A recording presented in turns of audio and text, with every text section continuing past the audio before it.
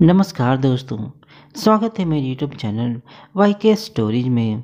दोस्तों, आज हम सुनेंगे कहानी राजा और एक तोता की। बहुत समय पहले हरिशंकर नाम का एक राजा था। उसके 3 पुत्र थे और वह अपने उन तीनों पुत्रों में से किसी एक पुत्र को राजगद्दी सौंपना चाहता था, पर किसे? तब राजा ने एक तरकीब निकाली। उसने तीनों पुत्रों को बुलाकर कहा, अगर तुम्हारे सामने कोई अपराधी खड़ा हो तो तुम उसे क्या सजा दोगे? पहले राजकुमार ने कहा कि अपराधी को मौत की सजा दे दी जाए, तो दूसरे ने कहा कि अपराधी को काल कोठरी में बंद किया जाए। तभी तीसरे राजकुमार की बारी आई। तीसरे राजकुमार ने कहा, पिताजी, सबसे पहले यह देख लिया जाए कि उसने गलती की भी है या नहीं। उसके बाद उस राजकुमार ने एक कहानी सुनाई। किसी राज्य में एक राजा हुआ करता था। उसके पास एक सुंदर सा तोता था। वह तोता बड़ा बुद्धिमान था। उसकी मीठी बानी और बुद्धिमता की वजह से राजा उसे हमेशा बहुत खुश रहता था। एक दिन की बात है कि तोते ने राजा से कहा, मैं अपने माता पिता के पास जाना चाहता हूँ। वह जाने के लिए राजा से विनती करने लगा। तब राजा ने उससे कहा, ठीक है, लेकिन तुम्हें 5 दिन में वापस आना होगा। वह तोता जंगल की ओर उड़ चला।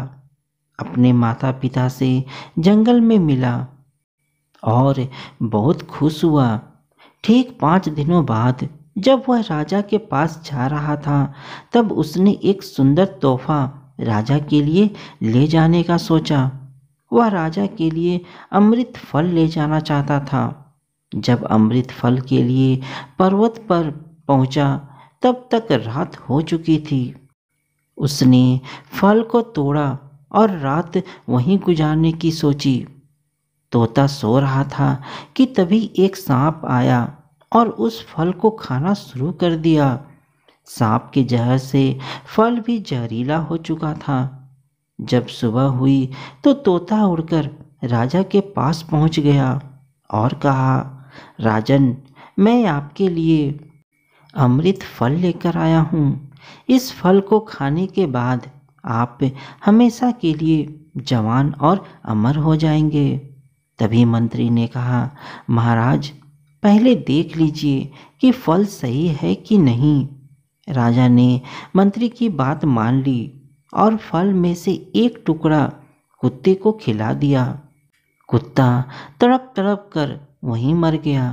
राजा बहुत क्रोधित हुआ और अपनी तलवार से तोते का सिर धड़ से अलग कर दिया। राजा ने वह फल बाहर फेंक दिया। कुछ समय बाद उसी जगह पर एक पेड़ उगा।